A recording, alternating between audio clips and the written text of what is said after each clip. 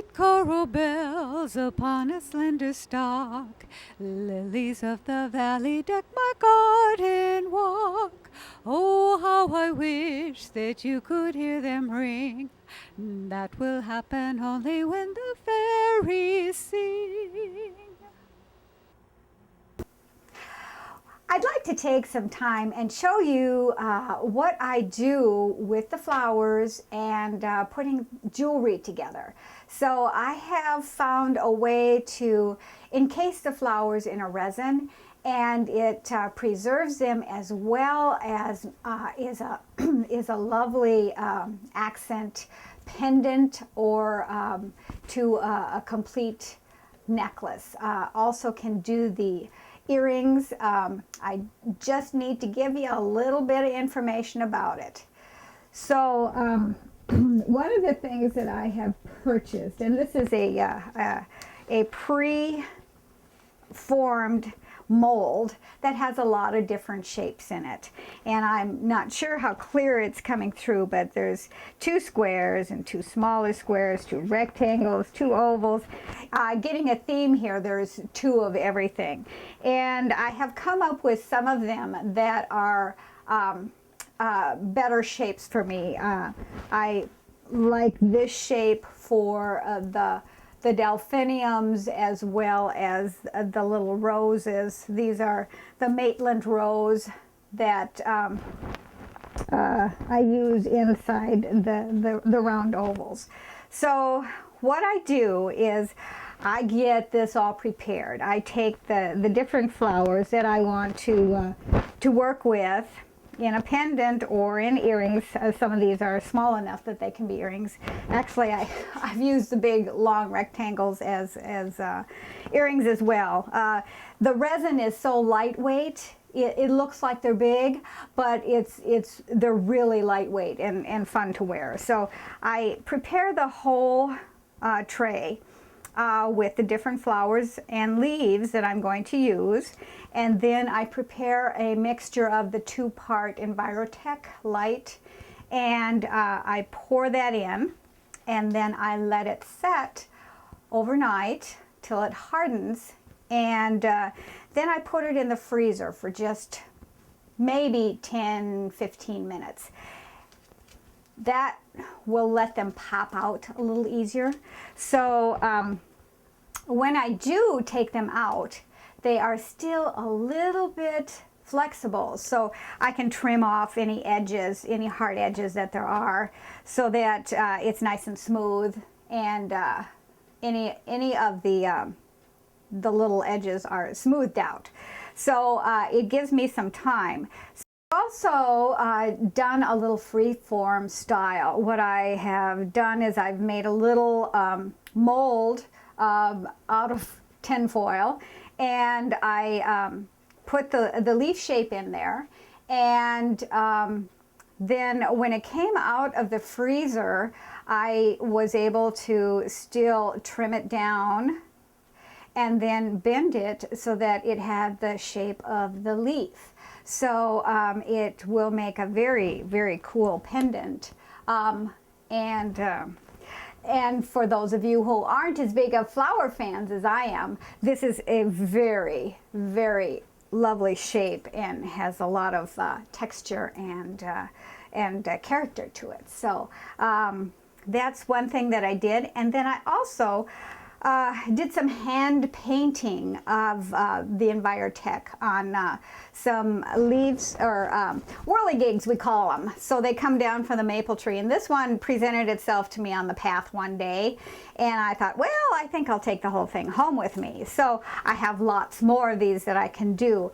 I did some hand painting of the Envirotech on there, let it dry, and then I came back and I painted some more on there. So I built up layers, and then again I came around and I trimmed it to the shape. So it's another gorgeous earring or pendant that you can make out of the different leaf shapes. So I just would like to take a look at some of the different pendants that I have made using this shape. So I have taken both leaves And I, again, started with the end in mind. So I decided to make a pendant with the little ferns in it and 2 earrings. So I'll have a set of earrings as well as pendants.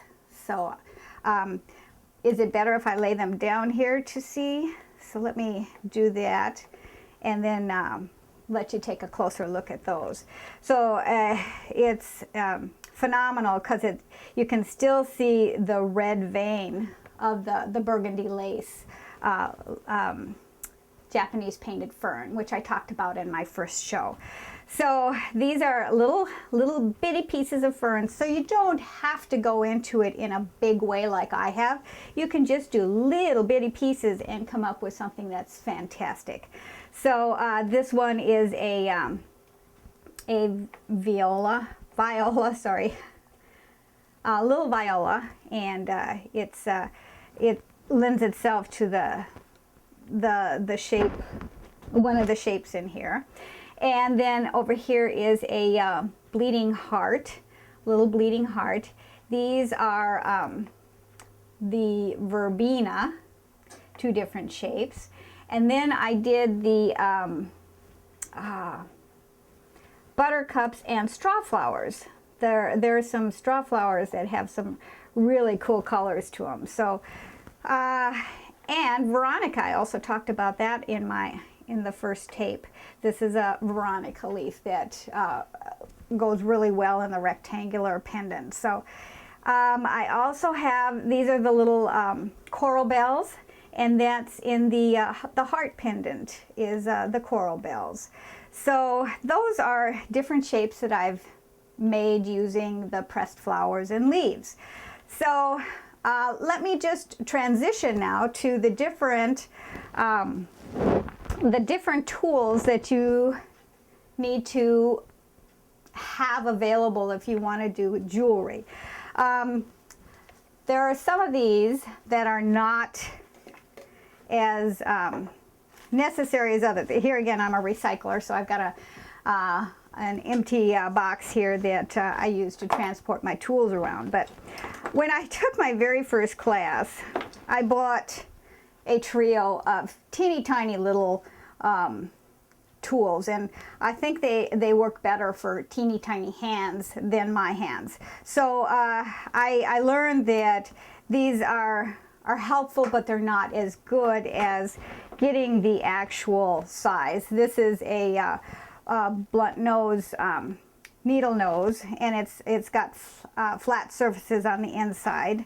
This is the very first one that I bought when I was in college. So it's got some miles on it, but if it just goes to show that if you buy good things, they'll last a long time. So I use both of these needle nose because they are I need both hands sometimes to bend wires, and these are very helpful to have both of these. A round nosed for making wire loops. That's a very good tool to have. And this is one that is nice to have. You don't have to have it, but if you're going to do any wire wrapping or if you need to stretch wire, this is good. It won't put marks into the metal. So this is another good tool to have. And then just basic things. I invested in a bone folder, and it's a tool that I use for many different things. I'm missing one that's very important, but I'll find it later. It's a little tweezers that came out of my sewing machine kit. So I really use that one a lot as well. And then just your basic scissors. Those are tools that I use. Now, here's an unusual one. I use this to drill the holes in my resin products.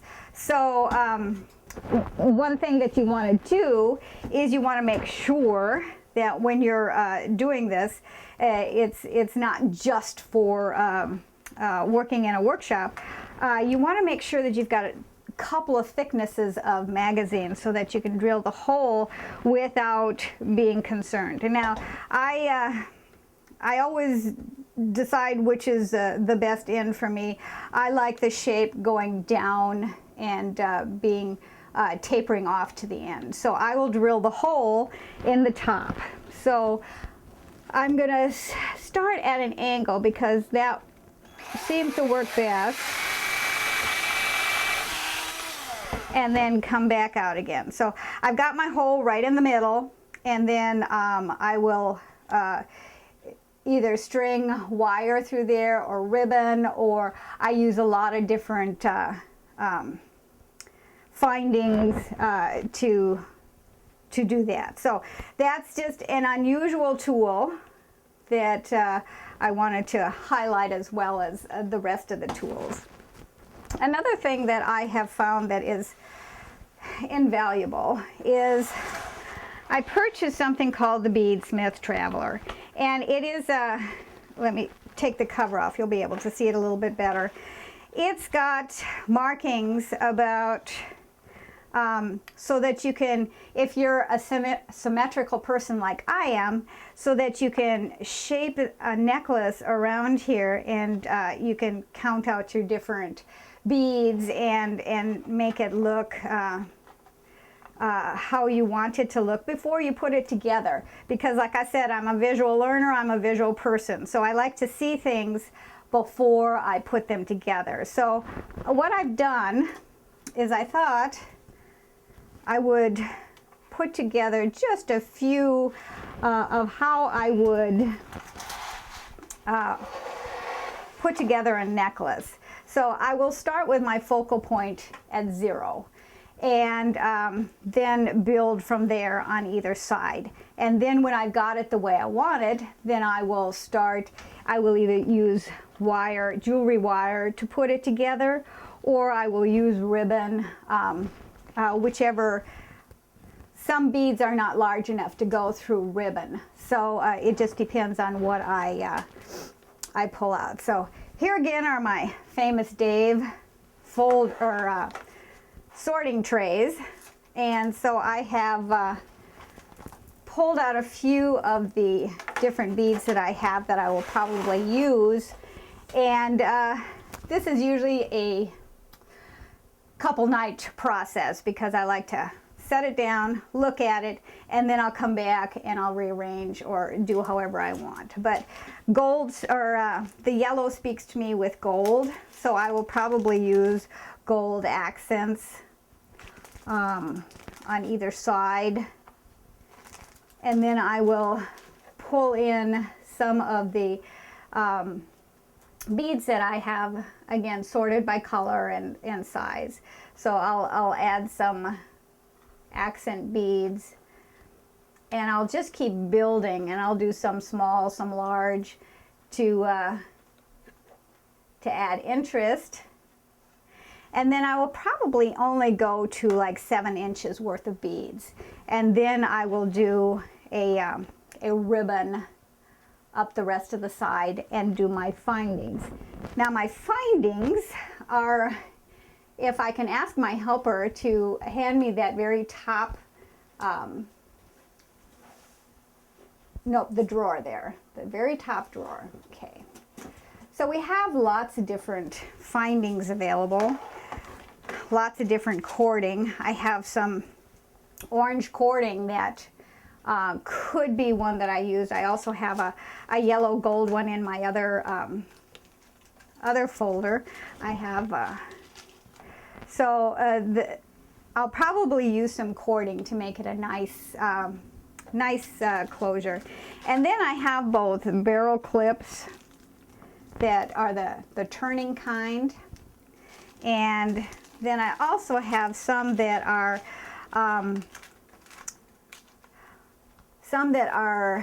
magnetic, because I have some difficulty with clips. So magnetic seems to work good for me. So I have, like I said, I've sorted, and so it's easier for me to pull out like amber beads or even some clear beads to put together a necklace. So this is, yeah, here's the gold magnetic one. So it just pulls apart, and then you add your end to the clasp, and then you've got your necklace done. So it's really fun to put all those together. And I'll probably make myself a pair of matching earrings at the same time. And it helps. Again, it's a therapy thing for me. I love making jewelry. I love working with the different mediums that come with what I call organics, the organic things that grow in nature that come to me.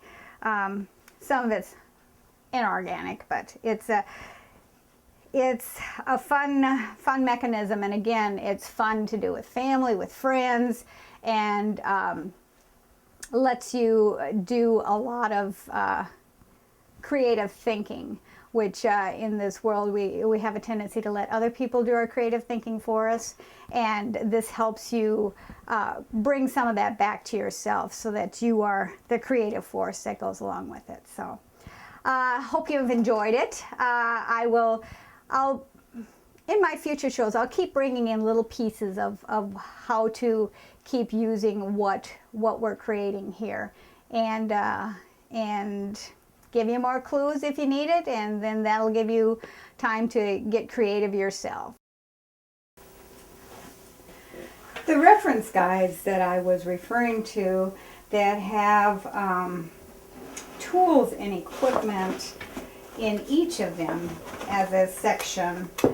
This particular one came from the Making Jewelry with Gemstone Beads by Barbara Case, and it walks you through the different pliers that there are, and it has a description of each of them and how you use them. And here's one that I hadn't mentioned, which is the crimp pliers to do crimp beads, and then a beading tray like the beadsmith that I had shown you earlier. And it also walks through basic techniques of doing the crimp beads and doing various knots and closures that are really good for reference. And if you have taken a class, it's a good refresher. If you've not had the opportunity to take a class, then I really suggest taking advantage of our community education classes. We have such great teachers that volunteer their time, and they're excellent. So I highly recommend it if you have not taken a community class and are interested in learning more about making jewelry or any other art and craft. They've got lots of great teachers.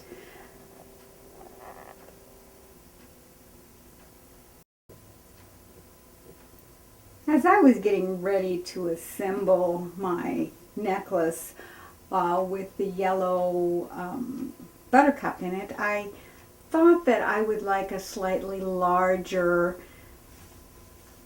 pendant for that necklace. So as I was mixing a batch of the Envirotex Light anyway, I made a slightly larger one and filled up my mold.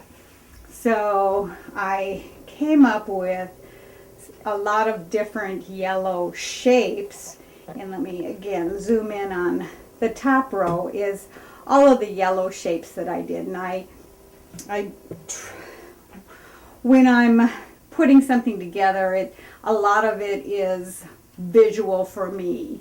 So looking to see what fits with my eye. It doesn't mean that it's right, doesn't mean it's wrong, just means that what fits for me. So I did these different shapes using various flowers. Some of these are the gold zinnias that I pressed in their entirety, and from there, these different shapes, I picked one, and I'll show you, and it's the one on the end that seemed to work best for me.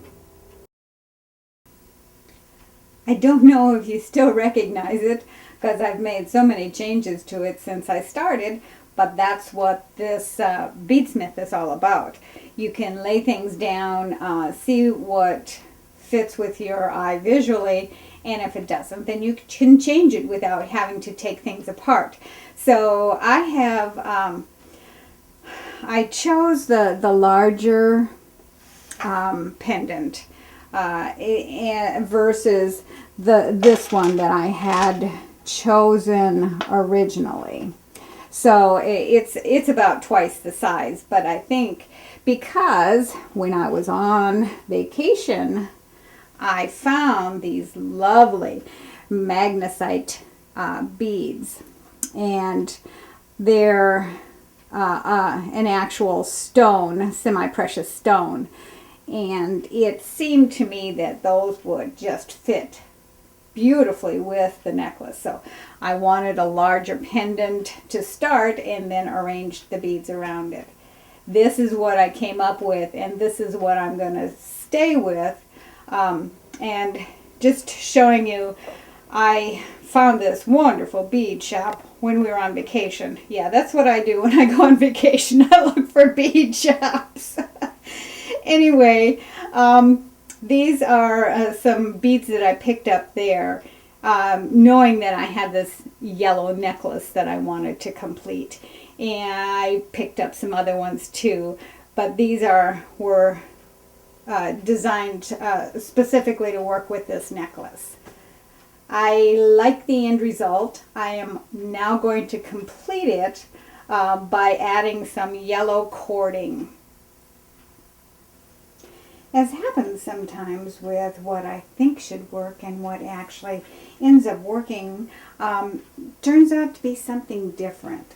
What I ended up doing is foregoing the cording and using a gold lame organza ribbon, and I was able to attach it here and loop it through the hook and then hide the knot down here inside one of these large ribbon beads.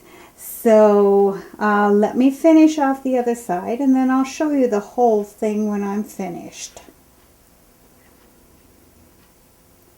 Not quite sure how well you'll be able to see this, but I thought I would just go through and show you my steps, what I can.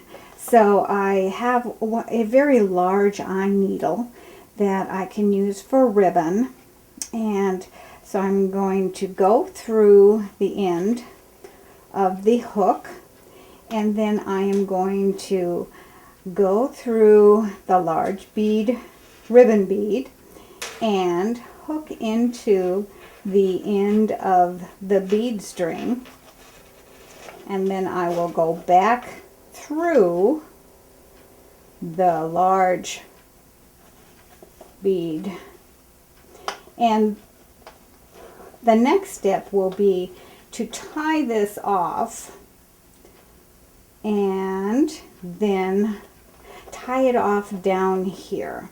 So I'm going to do that off camera, and then I'll come back and have it cut and ready to go.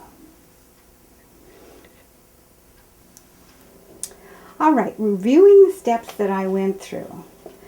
I have the large eye needle, and I went through one end of the loop here and through the bead and through the hook, and the fold is going to be at the top of the hook, and then I unthread it from this side and rethread it in here, and come back down through the large eye bead so that the knot will be down by the bead strings. So then I have this bead which will slide down over the top of the knot. Okay, one more quick break and I'll be right back.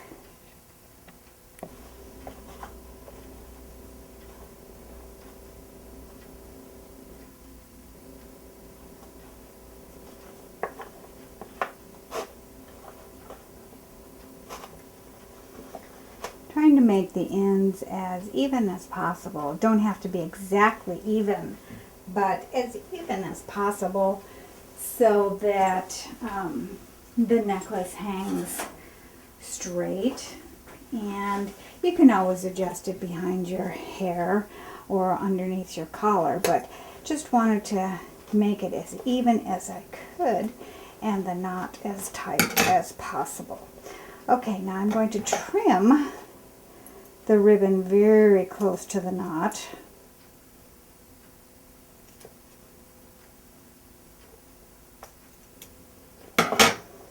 And then I will bring the bead down and again tuck in the ribbon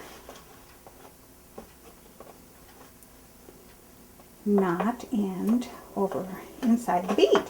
So let me move this out of the way and maybe you can see this just a little bit better. And I'll hook it up here and zoom in for a quick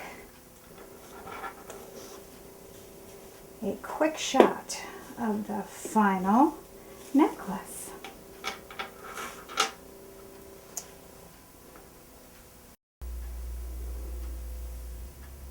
The finished pendant and necklace is a combination of different processes.